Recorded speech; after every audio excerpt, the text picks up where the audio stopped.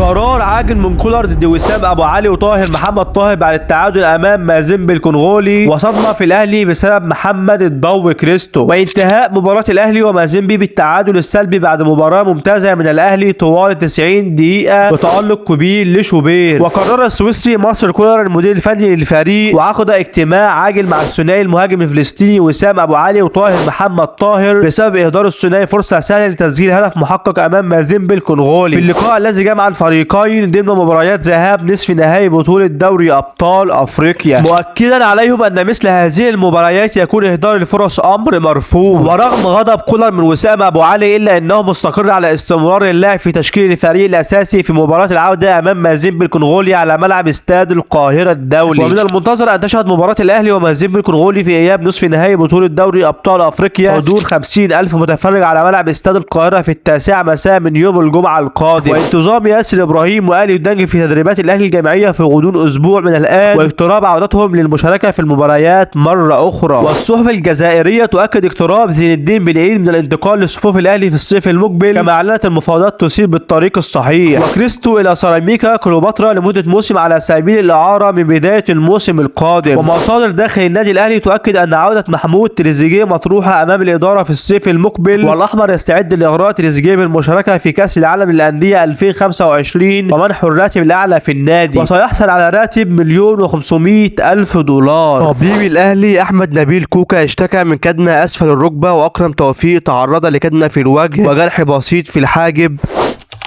الفريق به 7 إصابات منها 3 لاعبين تعرضوا للإصابات مع المنتخبات. ظروف مباراة مازيمبي كانت صعبة جدا وأرضية غير معتادين عليها. حللنا المنافس جيدا ولعبوا تماما كما درسناه، وكنت أعرف أنهم يعتمدون على الكرات الطويلة والعامل البدني. الميزة في مباراة العودة أننا سنشاهد مباراة الذهاب وندرسها جيدا ونحلل الأخطاء والحالات المهمة فيها. الزمالك يستبعد أحمد سيد زيزو من قائمة مباراة دريمز وعدم المجازفة به بعد خضوعه لاختبار طبي في ظل إصابته في كاحل القدم، واستدعاء محمد صلاح زكي لقائمة المباراة بدلا منه. في تصريحات لجوميز في المؤتمر الصحفي قبل المباراة: مباراة دريمز الغاني غدا الأحد في ذهاب نصف نهائي كأس الكونفدرالية ستكون صعبة جدا، نواجه فريق قوي فنيا وبدنيا وعلينا أن نظهر الوجه الحقيقي لنا في مباراة الغد، وأتوقع أن يلعب المنافس بنفس طريقته المعتادة في اللقاء وستكون المباراة صعبة. من الأفضل لنا أن نلعب مباراة الذهاب في ملعبنا، وسنبدأ اللقاء ب11 لاعبا ونفقد عمر جابر وأحمد فتوح، ولكن ننظر حاليا للمجموعة الموجودة التي ستخوض المباراة وسنسعى لاستغلال أفضل العناصر الموجودة في كل المراكز. ولو وصلت معنا لحد هنا يبقى أكيد الفيديو عجبك، ما تنساش بقى تعمل لايك وتشترك في القناة علشان يوصلك كل جديد.